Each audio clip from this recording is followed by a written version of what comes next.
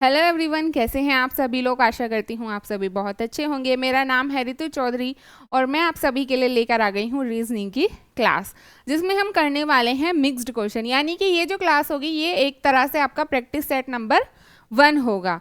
तो आइए शुरू करते हैं हम आज की क्लास बिना टाइम वेस्ट किए। और ये जो आपकी क्लास है ये आप किसी भी कॉम्पिटिटिव एग्जाम की तैयारी अगर कर रहे हैं सभी के लिए बहुत ही इंपॉर्टेंट होने वाली है, जहाँ भी आपका रीजनिंग पूछा जाता है। क्वेश्चन नंबर 1 है आप सभी के सामने। श्रेणी में अगली संख्या ज्ञात कीजिए। Find the next number in the series. ये आपके सामने एक नंबर सीरीज दी गई है जिसमें हमें अगली संख्या बतानी है। नंबर सीरीज क्या है? नंबर सीरीज है 56, 139, फिर है 231, फिर है आपका 332 और फिर है 442 और अगला नंबर हमें यहाँ पर बताना है। ये जो नंबर सीरीज है इसमें क्या लॉजिक, क्या तर्क लगाया गया है, इसकी प्रैक्टिस जितनी ज़्यादा आप करोगे तभी आपको ये तर्क आप डायरेक्टली देख पाओगे कि यहाँ पर ये लॉजिक यहाँ यूज़ किया गया होगा। तो इसके लिए आपको ज़्यादा से ज़्यादा नंबर सीरीज की प्रैक्टिस करनी पड़ेगी। अगर हम इस नंबर सीरीज की बात करें तो यहाँ पर हमें नंबर क्या दिख रहे हैं? बढ़ते हुए दिख रहे हैं।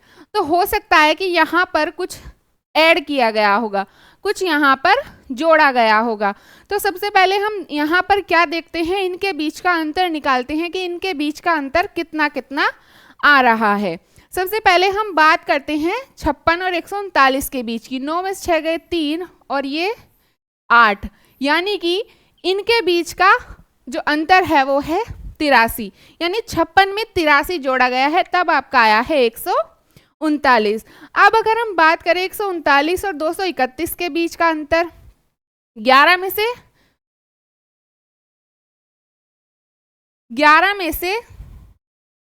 2 गए, 11 में से 9 गए, बचे 2 और ये कितना बचा यहाँ पर?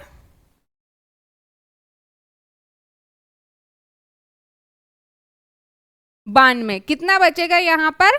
92। तो इनके बीच का जो अंतर होगा वो होगा 92, यानी 139 में कितना जोड़ा गया होगा? 92 जोड़ा गया है, तब यहाँ पर आया है 131। वहीं अगर हम अगले अंतर की बात करें तो 2 में से 1 गया, यहाँ पे बचा 1, 0 और 101। यहाँ जो अंतर है वो है आपका 101 का, और जो आपका अगला अंतर होगा वो कितने का होगा? 2 में से 2 गए 0, 4 में से 3 गया 1 और 4 में से 3 गया 1, यानी कि 110 का अंतर है। अगला अंतर हमें यहाँ निकालना है। अब यहाँ पे इस अंतर में यहाँ कोई भी कुछ भी हमें यहाँ कॉमन यहाँ नहीं मिला है। अब एक बार फिर से हम इनका अंतर निकालते हैं, क्या पता हमें यहाँ पर कुछ कॉमन देखने के लिए मिल जाए। अगर हम बात करें 83 और 92 की, 83 और 92 में कितने का अंतर है? 9 का अंतर है। कितने का अंतर है? 9 का। 92 और 101 में कितने का अंतर है? 9 का अंतर है। और यहाँ कितने का है? 9 का अंतर है। यानी 83 में 9 जोड़ा गया है, तब आया है 92। 92 में 9 जोड़ा तो 101 और 101 में 9 जोड़ा तो 110 आया है। और जब आप 110 में कितना जोड़ेंगे? 9 जोड़ेंगे तो कितना हो जाएगा? ये हो जाएगा आपका 119। कितना हो जाएगा? ये होगा आपका 119। और ये जो 119 है ये किस में जोड़ेंगे आप? ये आप जोड़ेंगे 442 में, और 442 में 119 जोड़ेंगे तो कितना होगा? 9 2 11 का 1 हासिल लगा, 1 4 और 1 5 और 1 6 और 4, ये होगा आपका 5। ये कितना होगा? 4 और 1 5, यानी 561। 442 में 119 जोड़ा तो कितना होगा?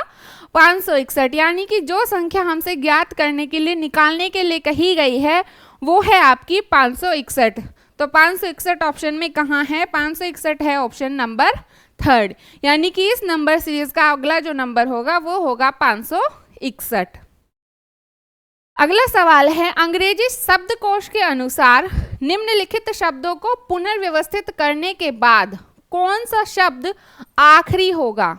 यहाँ पे आपको कुछ शब्द दिए गए हैं और इसमें कहा है कि ये जो शब्द हैं इन्हें अंग्रेजी शब्दकोश यानी इंग्लिश डिक्शनरी के अकॉर्डिंग इन्हें क्या करना है, रीअरेंज करना है, इन्हें पुनः व्यवस्थित करना है और उसके बाद व्यवस्थित करने के बाद जो आखिरी शब्द होगा वो हमें यहाँ पर बताना है।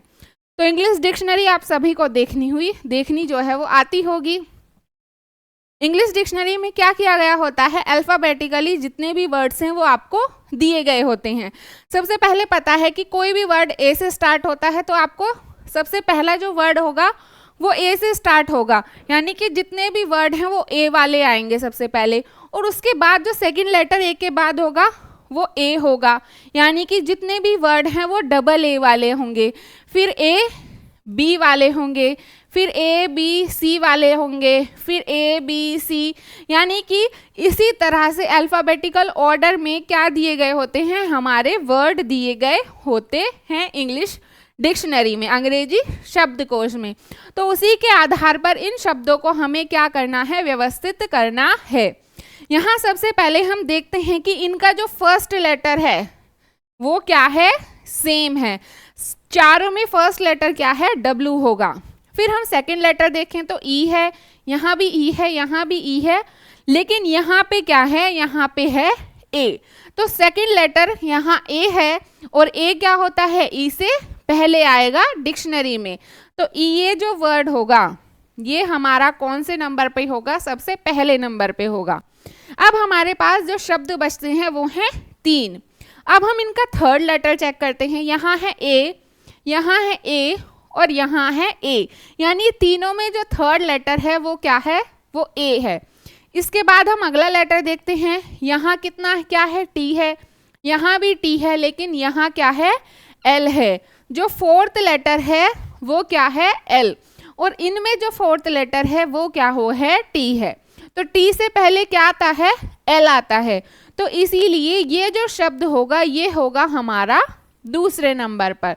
जो ऑप्शन सी है वो एल जो लेटर है वो टी से पहले आएगा, इसीलिए कौन से नंबर पर आएगा, दूसरे नंबर पर।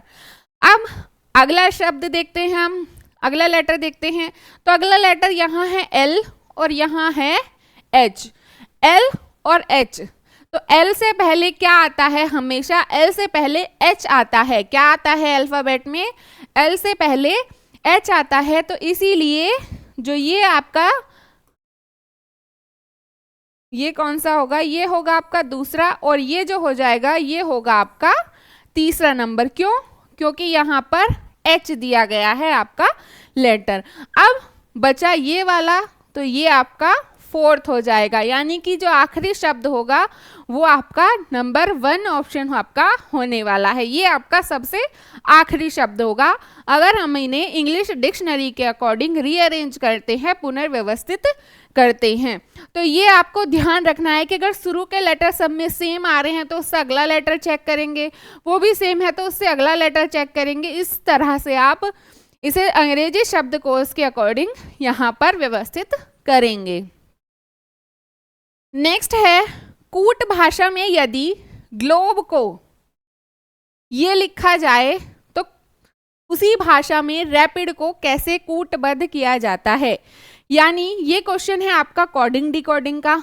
ये कह रहा है कि ग्लोब को जो कोडिंग लैंग्वेज है उसमें ये लिखा जाता है, तो रैपिड को उसी कोडिंग लैंग्वेज में क्या लिखा जाएगा। तो इसके लिए हमें सबसे पहले क्या पता होना चाहिए, अल्फ़ाबेट्स की नंबरिंग का पता होना चाहिए। अगर हम अल्फ़ाबेट्स की नंबरिंग का पता रखेंगे तभी हम इसे कर सकते हैं।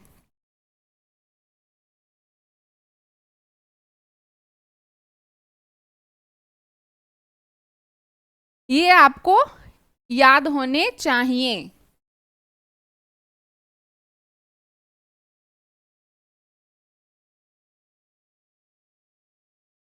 Y एंड Z, या तो इसमें अपोजिट का पैटर्न हो सकता है, या इसमें एक से अगला लेटर हो सकता है, या अपोजिट से +1 हो सकता है, या अपोजिट से +4 हो सकता है। कुल मिला के यही इसी टाइप के लॉजिक इसमें हो सकते हैं।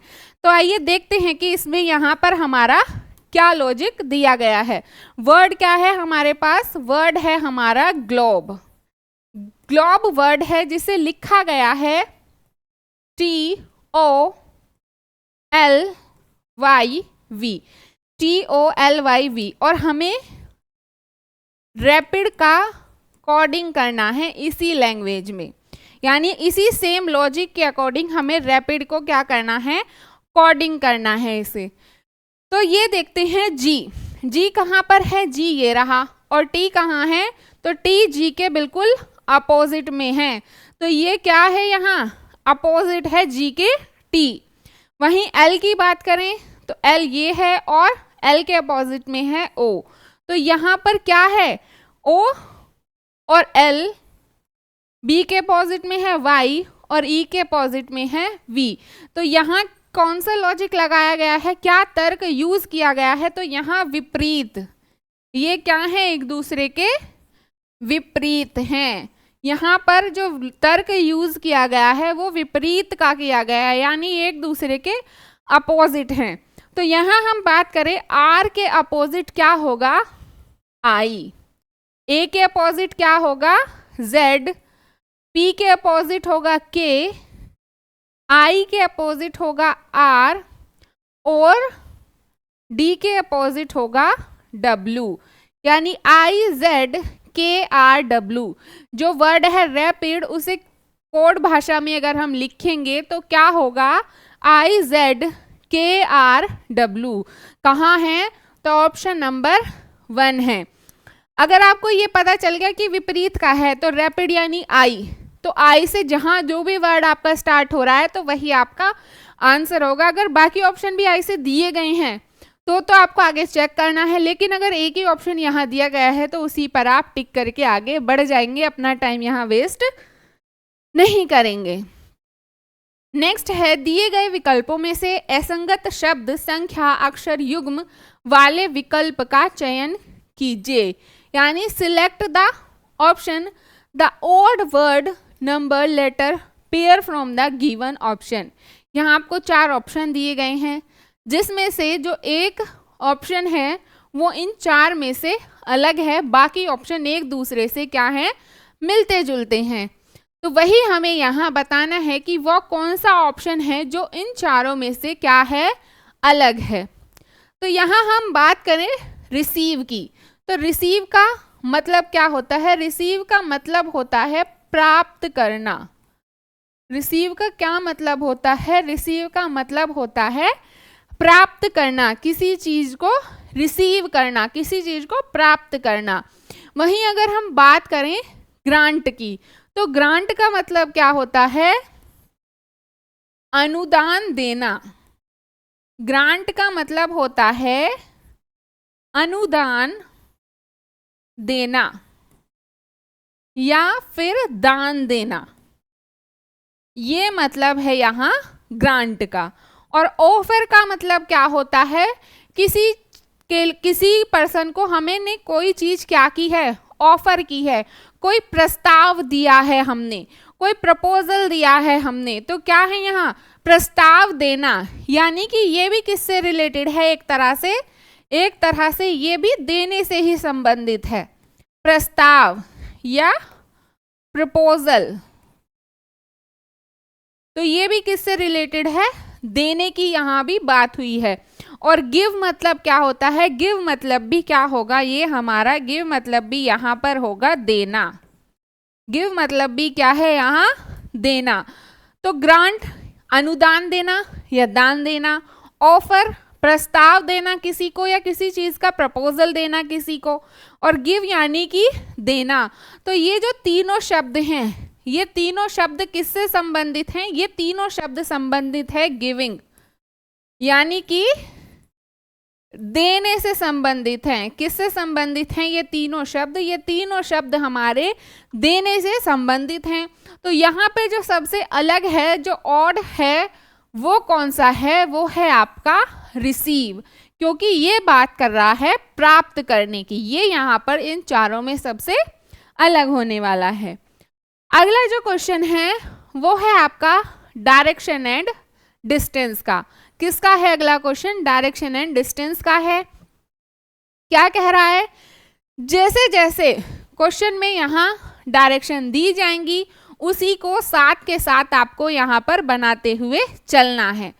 सबसे पहले कह रहा है एक लड़का बिंदु ए से चलना शुरू करता है। कोई लड़का है और वो कहाँ से चलना शुरू कर रहा है, एक पॉइंट है, एक बिंदु है ए, वहां से चलना शुरू करता है और 6 किलोमीटर पश्चिम की ओर चलता है।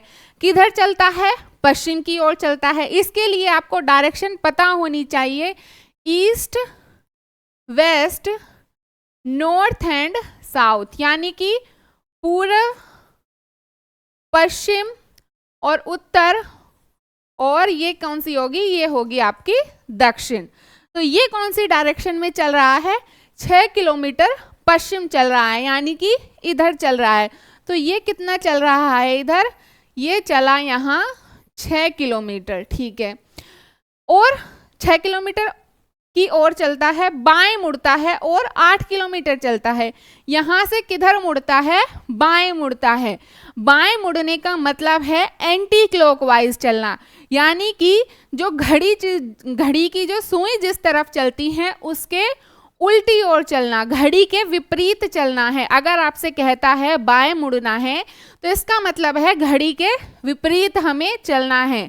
तो फेस, अगर ये भी समझना है तो ये देखना कि अपना फेस इमेजिन करना कि हम यहाँ से चले हैं, कितना चले हैं, 6 किलोमीटर इधर चले हैं, और बाएं का मतलब उल्टा होता है।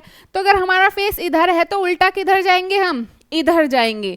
तो कितना कह रहा है, बाएं मुड़ता है और 8 किलोमीटर चलता है। तो ये यहाँ से कितना चला है, 8 किलोमीटर, ये आया यहाँ पे 8 किलोमीटर।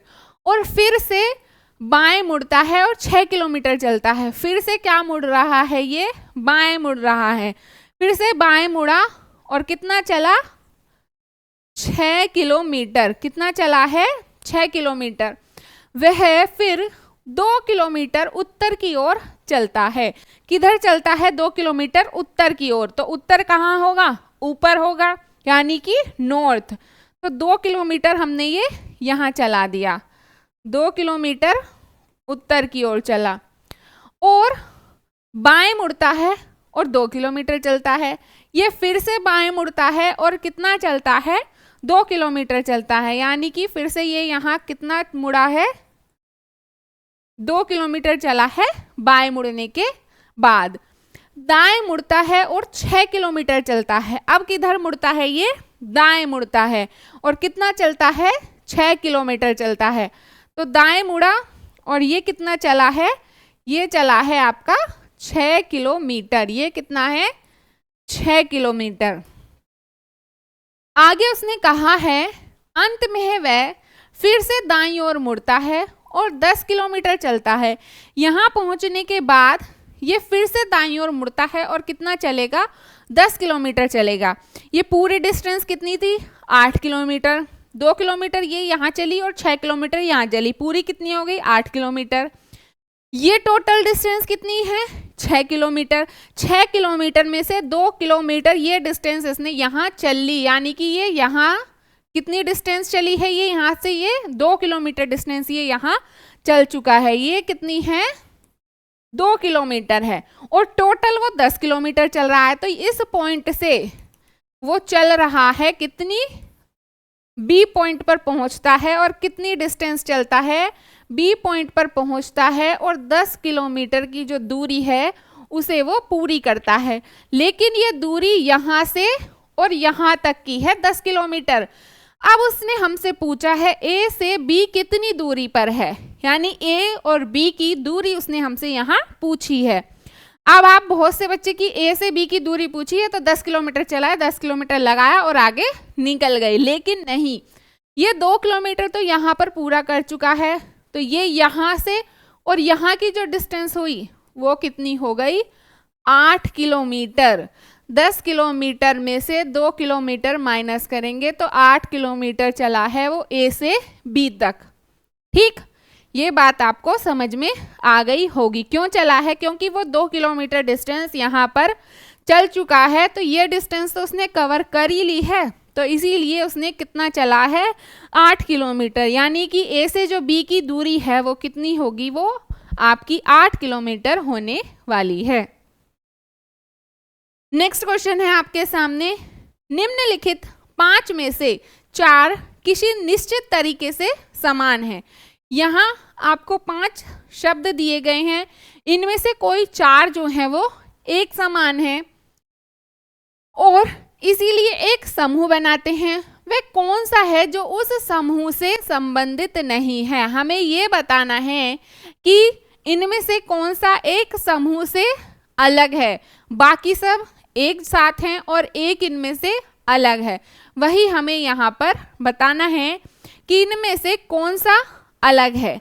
तो सबसे पहले अगर हम बात करते हैं ब्यूरो की, किसकी? ब्यूरो की। तो ब्यूरो क्या होता है? ब्यूरो एक हम सुरंग या बिल होता है। ब्यूरो किसका घर होता है? ये आपने पढ़ा भी होगा, खरगोश का। क्या होती है? ब्यूरो को हम कह देते हैं सुरंग। सुरंग या बिल भी इसे आप कहते हैं। क्या? बिल। वहीं हम बात करें नेस्टलिंग की। नेस्टलिंग मतलब होता है पक्षी का छोटा बच्चा जो क्या नहीं कर सकता? उड़ नहीं सकता। पक्षी के छोटे बच्चे को कहते हैं हम नेस्टलिंग। पक्षी का छोटा बच्चा, पक्षी का छोटा बच्चा वो क्या होता है? वो होता है आपका नेस्टलिंग। वहीं हम बात करें डैन की, तो डैन क्या होता है? डैन होती है, किसका घर होता है? जो डैन होता है वो होता है शेर। शेर किस में रहता है? डैन में रहता है। डैन यानी कि इसे आप कह सकते हैं मांद, गुफा, जिसे आप गुफा भी कहते हैं। शेर कहाँ रहता है? गुफा में। अगर हम बात करें कैनल की, तो कैनल किसका घर होता है? कैनल घर होता है डॉग का। डॉग के लिए जो हम घर बनाते हैं वो किसका होता है? वो होता है डॉग का। और डैन में कौन रहता है? डैन में रहता है लोयन। वहीं हम बात करें केज, केज का मतलब है पिंजरा। केज का मतलब है पिंजरा। पिंजरे में कौन रहता है? पिंजरे में पक्षी भी रहता है और पिंजरे में जानवर भी रहते हैं। जो पक्षी हैं उनका पिंजरा छोटा होता है, जो जानवर होते हैं बड़े, उनका पिंजरा बड़ा होता है। अब ब्यूरो ये भी एक रहने की जगह है। किसके? खरगोश के रहने की जगह है या चूहे के रहने की जगह है। जो डैन है ये गुफा यानी कि ये भी किसी के रहने की जगह है। कैनल ये भी रहने की जगह है और जो केज है वो भी रहने की जगह है। यानी ब्यूरो, डैन, कैनल और केज ये क्या है? चारों आवास स्थान हैं। क्या है ये? आवास स्थान है। अब इसमें से अलग कौन सा है? तो इसमें से जो अलग है वो है नेस्लिंग। कौन सा अलग है? यहाँ जो नेस्लिंग है वो इनमें से अलग है, क्योंकि जो कैनल है, जो केज है और जो डैन है ये क्या है? आवास स्थान है। तो ये आपको याद रखना है। क्या है ये? आवास स्थान, यानी कि रहने की जगह है। ये नेस्लिंग क्या है? पक्षी का छोटा बच्चा है, इसलिए ये यहाँ पर अलग होगा। नेक्स्ट आपके सामने है प्रश्न चिन्ह को उस विकल्प से प्रतिस्थापित करें जो पहले युग्म में लागू तर्क का अनुसरण करता है।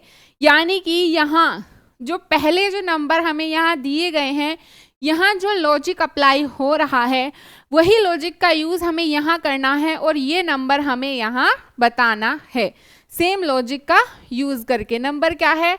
नंबर है 57। नंबर क्या है? 57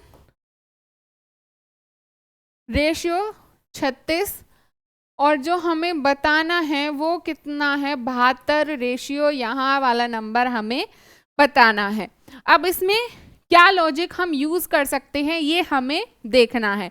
सबसे पहले हम यहाँ बात करते हैं, अगर हम देखें तो 5 और 7 कितना होगा? 5 और 7 को अगर हम सबसे पहले यहाँ एडिशन का लॉजिक अप्लाई करते हैं तो अगर 5 और 7 को हम जोड़ते हैं तो कितना हो जाएगा? 12। और 12 में आप 3 की गुना करेंगे तो कितना हो गया? 36। यानी कि ये तो यहाँ हमारा सही बैठ रहा है कि 5 7 को प्लस करा, 12 में 3 की गुना कर दी तो आ गया हमारा अगला नंबर 36। अब यही लॉजिक हमें दूसरी जगह यूज करना है। 7 + 2 कितना हो गया? 9 और 9 गुना 3 अगर हम करेंगे तो ये कितना होगा? 27। तो तो 27 ऑप्शन में है, नहीं है। तो ये जो लॉजिक है ये हमारा यहाँ गलत होता है। अब अगला लॉजिक अगर हम यूज करें तो वो क्या करेंगे, तो हम यहाँ गुना का करते हैं।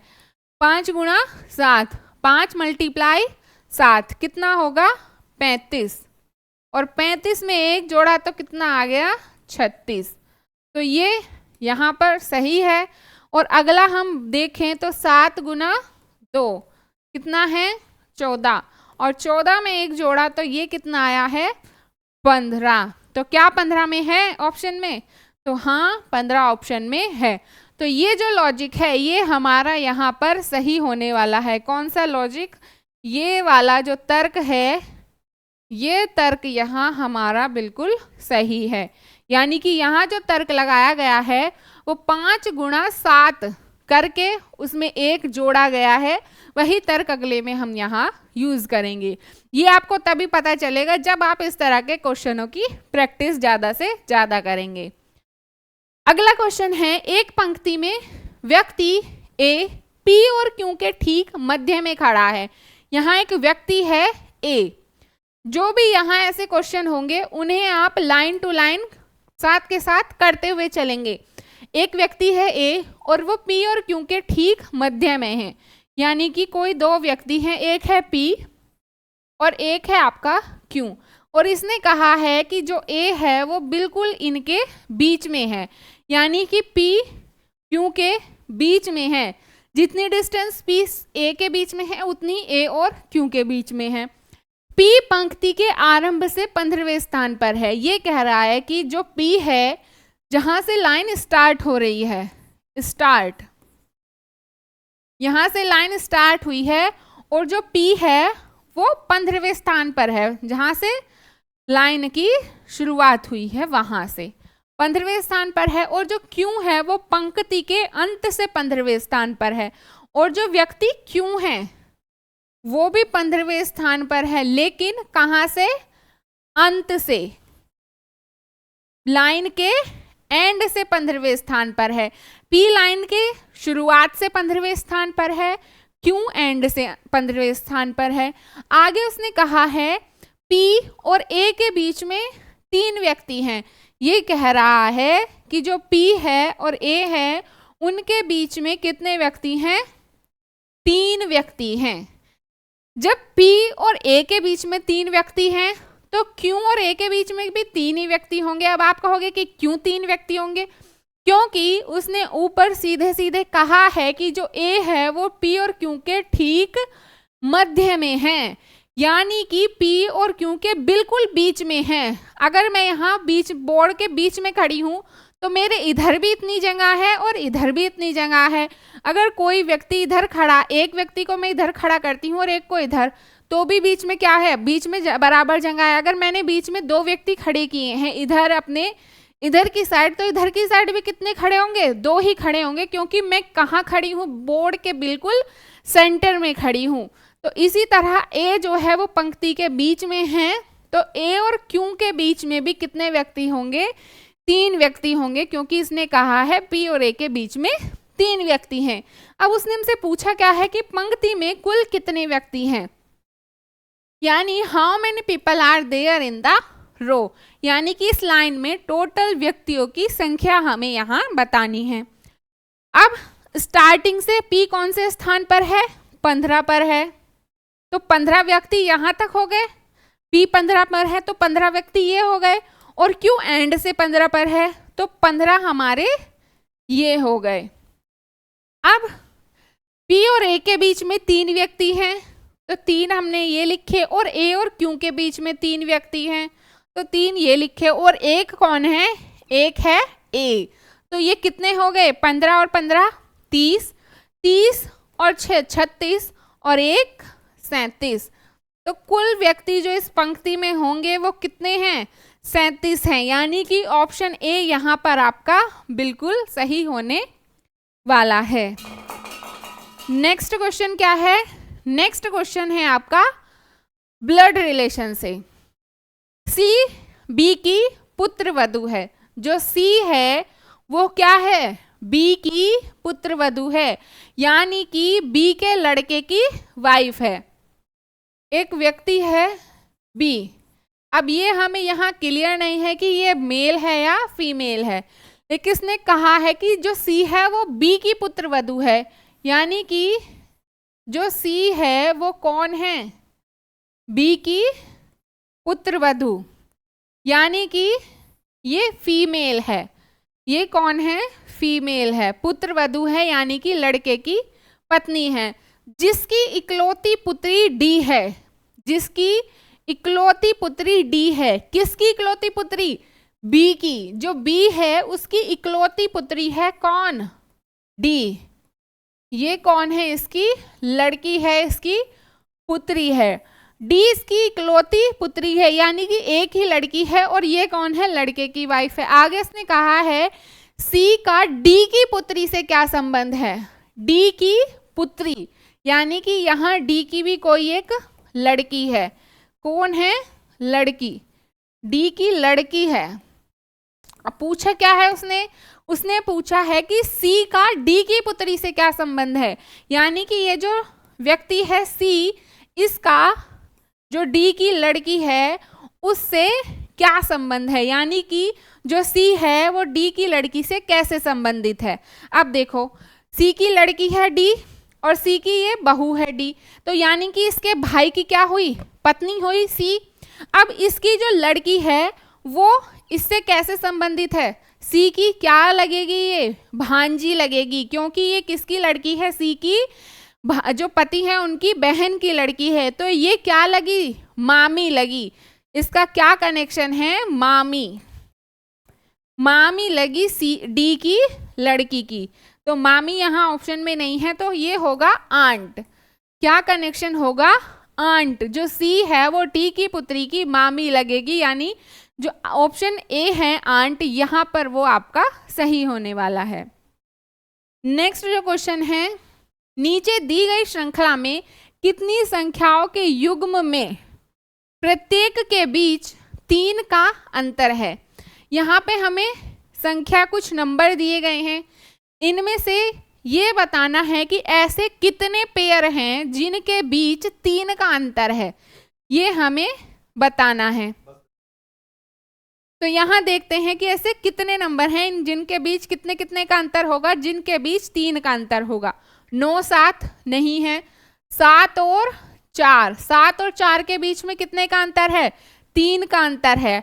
उसके बाद 3 और 8 नहीं है, 8 और 6 नहीं है, 3 और 8 में कितने का अंतर, 5 का अंतर। 8 और 6 में कितने का अंतर, 8 और 6 में 2 का अंतर। 6 और 2 में कितने का अंतर, 4 का अंतर। 2 और 5 में कितने का अंतर है, 2 और 5 में 3 का अंतर है। कितने का अंतर है, 3। 1 और 3 में नहीं होगा, 7 और 4 में, 5 और 2 में, 8 3 में नहीं है, 9 और 6 में। तो कितने ऐसे पेयर बने हैं जिनमें 3 का अंतर है, तो 1 2 3 4 और 5। तो ऐसे जो पेयर बने हैं वो हैं आपके 5 पेयर, यानी 5 ऐसे युग्म हैं जिनके बीच 3 का अंतर है। तो ये आपको यहाँ क्लियर हो गया होगा। इनमें यही चेक करना है कि कितने में 3 का अंतर है, तो सिर्फ ऐसे 5 इसमें पेयर हैं, 5 ऐसी संख्याओं के पेयर हैं जिनमें 3 का अंतर यहाँ पर आपका होने वाला है। तो ये थी हमारी आज की क्लास। जो आगे के 10 क्वेश्चन हैं वो हम नेक्स्ट पार्ट में करेंगे। आपको क्लास कैसी लगी ये आप ज़रूर बताएं, साथ ही कमेंट बॉक्स में ये भी बताएं कि किस तरह के क्वेश्चन आप करना चाहते हैं। और अगर आप चैनल पर नए हैं तो चैनल को सब्सक्राइब कर ले, बेल आइकन प्रेस कर दे ताकि वीडियो का नोटिफिकेशन आपको मिलता रहे और इसी तरह से हमारे चैनल के साथ बने रहें। Thank you very much.